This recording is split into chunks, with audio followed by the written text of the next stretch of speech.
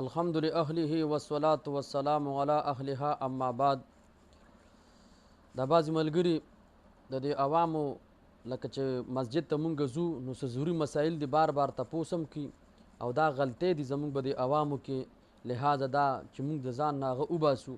اول نمبر دا عوام چې سب ته راشي سب کې ودرېږي، ډېر ضروري مسایل دي نو سب کې جوخ جوخ ودرېدل پکار دي. پیغمبر علیه الصلاۃ والسلام په خپله باندې فرمایي دا سب کې چې دوو کسانو مابین کې کوم حصه ځای پاتې شو دا د شیطان سره، نو اکثر ورته بیا شیطان لکه وسوسې اچي.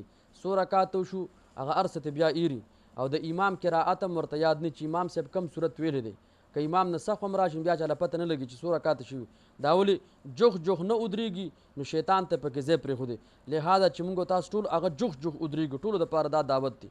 دویم نمبر دا بعضې ملګري راشي دا د تکبر نه خره او پینسې ښکته وي ګیټۍ پټې وي، حالانکه حدیث د بخاري کې به دې سخت زجر راغلی لاندې سا د جهنم اور کې سوځېدل.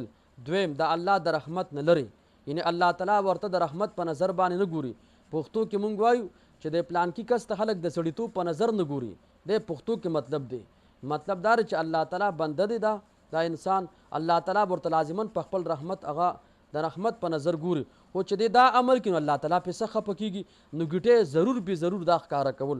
دریم نمبر دا بعضې ملګري سب کې ولاړي که امامتۍ یا دغه شان عام مونځ کې ولاړي د کس ته اډرکي کوي یا د کس ته ټوهي کوي د دې حکم سره، نو دا مسله هغه مخله دا ګوره که کم سړی د کس ته ټوهي وکړو فقهاو لیکل د ده مونځ مات شو، دومره پورې لیکلي. اوس مری تازه کول نو د هغې اجازت شته، خو دا اجازت صرف د مجبورۍ په حالت کې د امام دپاره. امام قرائت کې دی او تش خاموش ولاړ دی، چپ ولاړ دی او دی اوس ټوهیم کوي او ډرکیم کوي، مریم تازه کوي، نو دی څه تازه کوي؟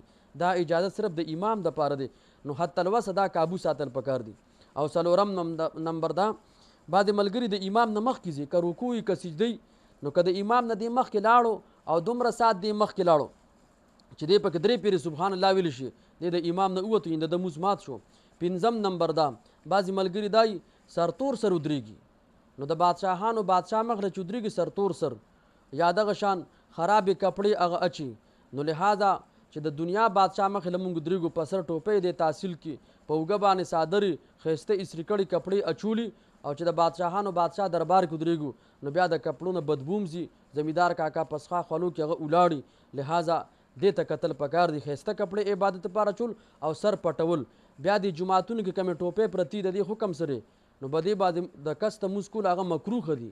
مجبورۍ حالت کې سړی په سفر روان دی په سر او ټوپۍ نشته نو د سرتور نه بیا صحیح ده چې دغه ټوپۍ په سر باندې کېږي. بعضې ملګري رومیال په سري دا مونځ هم په دې باندې به د رومال باندې مونځ مکروه دی.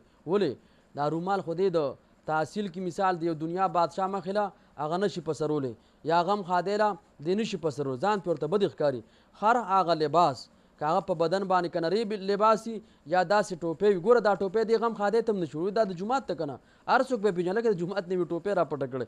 د دې د وجې نه چې بار پېدله ځان ښه نه ښکاري نو د دې د وجې نه به دې باندې مونځ هغه مکروه دی. لہذا چې دې غلطو ته مونږ تاسو ګورو.